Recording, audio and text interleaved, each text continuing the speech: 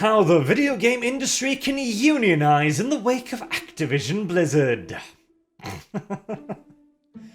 Well, my original impression that all of this was starting to smell an awful lot more like a simple power grab rather than something motivated by genuine grievances. It's being proven quite thoroughly correct, isn't it? And here's the thing as well. Unions had a place. Absolutely, definitely. They were a useful tool in the workers' toolbox. But note the continued usage of past tense there. The reason why unions are dying everywhere right now is because they won. It sounds mildly ridiculous, but the things that unions were complaining about have pretty much all been enshrined in law at this point. We don't need unions because it's illegal to treat employees badly. It is illegal to pay them differently for no bloody reason. We have safety standards enshrined in law and regulation. And the core problem with a union is that it's an organizational entity, usually a bloody vast one as well, that requires a lot of people to be paid a slice of your paycheck to look for problems. And when you start running out of actual problems, all that is left is frat boy culture. Good God. The worst part of this is too, what are the allegations against Activision Blizzard? Like Alec Afrazibi, Afrabasi, Afra whatever, he was fired by Activision Blizzard. The cameras in the toilet, that too, fired with legal recourse taken against him. He was actually convicted for that. The Bill Cosby suite, a joke, an obvious one at that, and Polygon, of course, not a publication that cares overmuch for truth or reality, then states, Cosby suite, after alleged and later convicted rapist Bill Cosby. I'm pretty sure that's defamation, because he's no longer convicted rapist Bill Cosby, but again, it's Polygon. Reality doesn't really matter over much.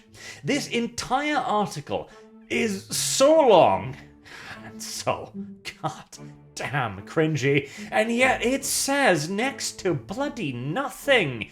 It just uses buzzwords and the usual intersectional language, a BIPOC, LGBTQ, IP, blah blah blah. And it doesn't give you any reason for why you need unions. It just keeps saying, oh, you have to have unions to solve the problem of cubicles. God. Let me just point a thing out here, right?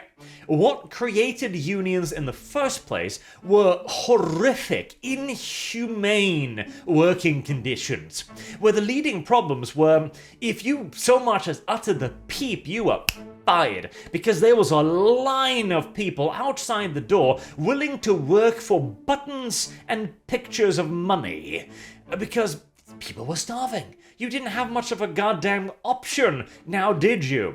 People were having their limbs lopped off in blatantly unsafe machinery. The exploitation was rife and abundant, and in many cases downright life-threatening. That was the kind of stuff that unions were needed to crack down upon, because those were serious bloody issues. And now, frat boy culture. Really? You want to give up a percentage of your paycheck to a bunch of corporate drones, essentially, to sit at an office all day, every day, scratching their asses whilst complaining about frat boy culture? Is that really an issue you can't solve within your own company? I mean, holy shit. Sure, frat boy culture is unprofessional as all hell. Should it be tolerated within a multi-billion-dollar business? God, no! Of course not. But is it a problem that requires a bloated, vast entity whose only reason to exist is to find the most minute of problems and blow it up? No. God, no. The amount of money this would cost, and the extraordinarily limited benefits it would give you, because here's the thing again, if you really have a problem with the frat boy culture, right? You have a problem with this Alex person and the Bill Cosby suite. If these are things that are just so gosh darn awful that you just can't tolerate it, congratulations! According to the state of California, it's against the law. Like, what are these unions actually going to fix? The things you're complaining about are already illegal. Good God. Bring in the relevant governmental agencies on this, as has happened here, of course. Complain about it. Make legal complaints about it. You have the protection already. There's no reason to pay another slice of your paycheck to get protections to remind you of the protections you already have. It's like double taxation, essentially. Holy shit, I hate this entire argument, and the most convincing argument against unions I have ever actually seen is, of course, the fact that the socialists themselves don't believe in unions. This was released on August the 17th, right? And I thought for a second, like, okay, well, I'm gonna have to go and find an example of socialists actually union busting themselves, or companies going like, oh yes, we're very pro-workers' rights. Oh, by the way, could you come in here, a little legal agency, and crush our workers' union?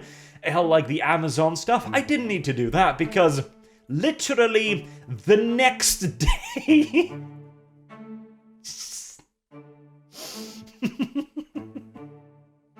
next goddamn day, another example drops. This is how frequent this is, where... Let me just read this out for you here.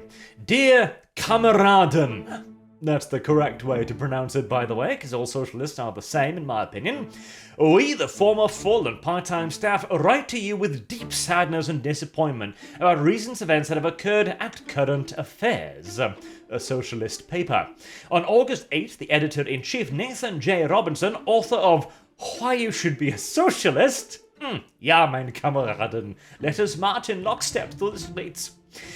Unilaterally fired most of the workforce to avoid an organizational restructuring that would limit his personal power. You can just see the little mustache, can't you? Yes, we were fired by the editor-in-chief of a socialist magazine for trying to start a worker co-op. As the Austrian national anthem blares in the background. I love it.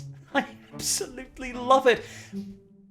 Even the people who are arguing for this, bear in mind as well, this entire argument ends, of course, with contact details. Hey, would you like to help us organize this? Would you like to help us organize a way to get paid? First and foremost locally, then nationally, and eventually internationally?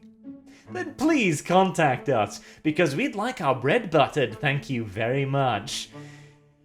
Holy hell. And every time, even the talking heads have been caught in this time and time again. When they build an organization, usually based on grifting and grievance mongering, they're asked, hey, would you like a workers' co-op? Would you like to give away a percentage of the company you built and started to your employees? Would you like to see less money in your bank account? The answer is no. I'd like to keep all of this, thank you very much. God. Holy shit. I love this whole thing as well. The left can be as lonely and vicious as anywhere else on this earth. My friend, I think you'll find that it's an even worse place than most, actually. And those who have, lost faith as well? Ah, yes. Faith. Christ. No. The video game industry should not be unionizing in the wake of Activision Blizzard. Employees should simply just be using the legal protections and rights they already have. And I want to point out too, the walkout at Activision Blizzard. Hundreds of employees. Hundreds. The company has thousands of employees. Even with all of this media blitz, they could only organize a couple hundred people? That tells you something. I would not be surprised if most of the staff were actually entirely fine with all of this. They were looking at this and going like, yeah, no, we've dealt with this. This is not a problem. No, this is not an issue. And I'd rather not be paying a portion of my paycheck to supposedly fix it. And also, ooh, the lightsaber umbrella. The lightsaber umbrella. I am probably going to be doing something about the whole Star Wars Visions things, because on the one hand, I really like the idea of basically just turning to Japan and going, right, we've fucked up this entire franchise, please fix it, Japan, and then throwing a wide net and hoping something cool comes back. But at the other hand, lightsaber umbrella. The mind boggles. It really genuinely does. Anywho, unions? No. No. No. Until next time, I have been Arch. Thank you all very much for watching, and I hope to see you all again soon. Till then, have a good day.